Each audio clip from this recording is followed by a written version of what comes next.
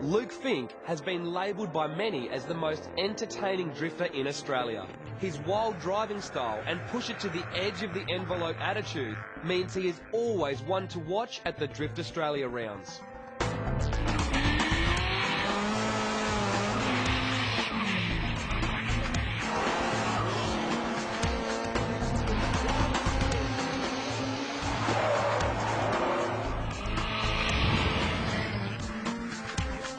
The name Luke Fink has been well known in the extreme sports world for a while. Not for drifting, but for being freestyle BMX world champion. Alright, what's up? I'm Luke Fink. You shut up. I'm Luke Fink from Melbourne, professional drifter, also part-time pro BMXer now, just the drift has taken over.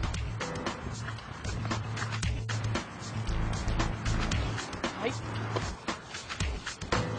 Ooh. And the outside pellet.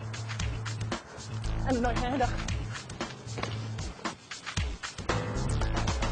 So I didn't even get my licence till I was 21, and when I finally did, I think I went out and got myself a VL wagon, just because I wanted to put my bikes in the back. I didn't really think about, alright, I'm going to go out and crash it.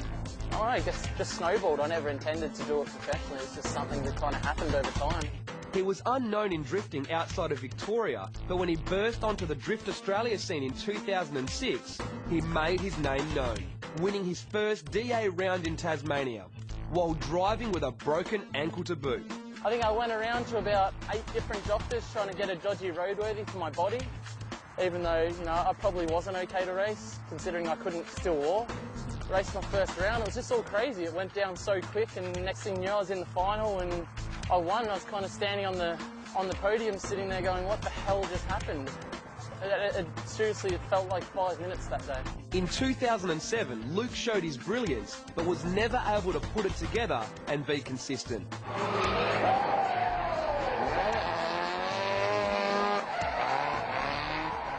But all that changed in 2008, with Luke finishing on the podium in 4 out of 5 rounds, including a win at round 3, which gave him second place in the championship behind Leighton Fine.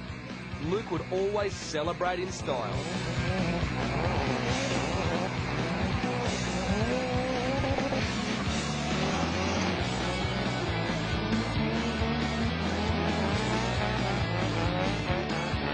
I can't tone down my driving. I'm never going to drive at 90% because that's all I have to do. I'll always be the one pushing 110%. I've always said it might not work every time. You might spin out, but I'd rather see someone spinning out and doing 110% rather than somebody pussyfooting around the track. I guess we just like to push it.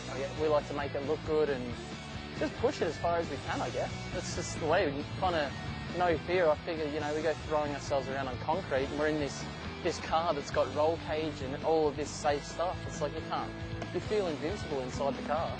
I went and bought a car off Dom, and I think he had heard about me, and you know, he's like, oh, you know, I'm getting a race car in. I'm like, oh, okay, cool.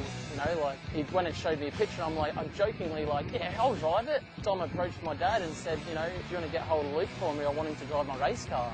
So when my dad called me in Thailand, I just didn't even know what to think. It was insane.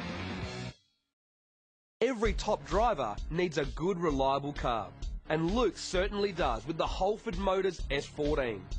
Taking a closer look at the car, it's surprisingly quite basic. It only has what it needs to do the job. Nothing more, nothing less. Holford Motors owner Dom is also the crew chief for the car and works hard behind the scenes, keeping the car running at 100%. The car came over from Japan already sporting some mods before Dom readied the S14 for the rigours of top-level drifting. The interior is stripped and the cage started life as a bolt-in item before some extra support was welded in. There's also a bride seat and essential gauges. Like we said, basic, but it does the job. The exterior follows the same idea, with a D-Max body kit along with a FRP bonnet, carbon canards, boot lid and rear wing. Dom is also trialling some new aero aids at the rear of the car. The Aussie green certainly helps it stand out, and the car rolls on various drift wheels, including R34 GTR items, which are all wrapped in top-of-the-line Toyo R1Rs, measuring 235 up front and a whopping 265 at the rear. Inside those wheels are R32 GTR brakes up front. In the suspension department, it's all pretty straightforward. Top-level Öhlins coilovers all round, GTR sway bars, IKEA Formula front lower control arms and tie rods, and KTS caster arms. They're just something I've been playing around with. I do some drift training days down in Melbourne, and we get a bit of spare time during lunch on the track, so I get out there and have a play. And yeah, just stuff I've been toying around with in my street car, and then I take it into the race car, and it's just twice as easy. So it's good fun. I think it's an extreme sport just because of the judged element of it. A lot of people that are into it is a motorsport, but it's an extreme sport. I guess people that are into motorsport can't understand drifting. They just don't understand it. You're getting a lot of the guys that skate, BMX, do all kinds of extreme sports going drifting. That's sick because it's judged and it's expression. You can see someone's personality in their drifting.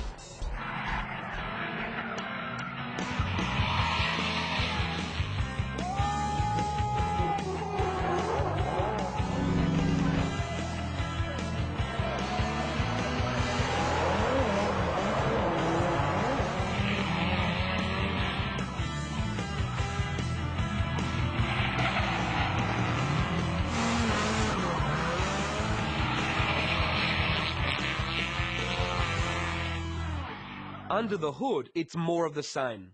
Basic, but effective. The SR20 has a forged bottom end, but the head is standard except for Tomei camshafts. A Blitz turbo and intercooler kit provides the boost, and a side exit exhaust gets rid of the gases. A truss sump, radiator and oil cooler keeps things cool.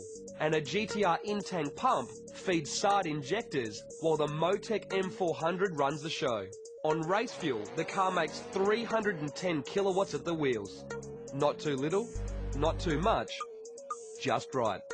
That power is transferred through an extreme triple plate carbon clutch to a HKS 6-speed dog box, which provides lightning fast changes and closer gear ratios.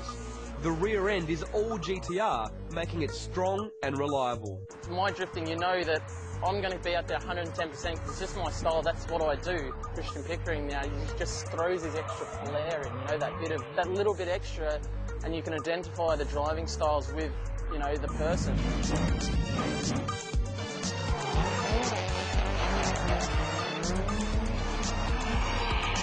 Like you can see a drift driver, a DA driver, in another car and know it's them without seeing their face. You can, you could put a V8 supercar driver in another car and you wouldn't know. You'd change their helmets and you'd never know which guy was driving which car. There's no style involved.